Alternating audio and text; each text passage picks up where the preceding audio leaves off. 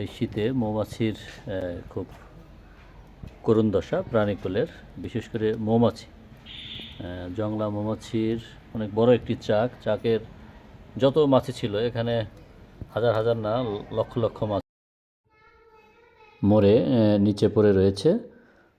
যতটুকু জানতে পেরেছি বিভিন্ন তথ্যসূত্র থেকে, যখন আপনার আবহাওয়া খারাপ থাকে সেই ক্ষেত্রে অনেক সময় মৌমাছি মারা যেতে পারে।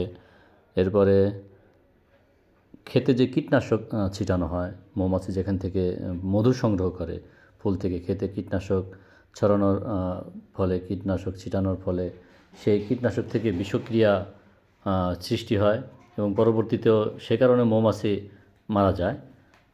আবার মৌচাকে যখন রানী মৌমাছি যে কোনো কারণে মিসিং হয় বা রানী মৌমাছি মারা যায়, তা রানী মৌমাছি মারা গেলেও মৌমাছিরা মারা যায়। কারণ তখন দেখা গেছে যে এই চাকে আর মৌমাছি থাকে না, মৌমাছি একা একাই মরে নিচে পড়ে যায়। ভাইরাসের আক্রমণ হলেও মৌমাছি মারা যায়। তো এই পর্যন্তই জানতে পেরেছি।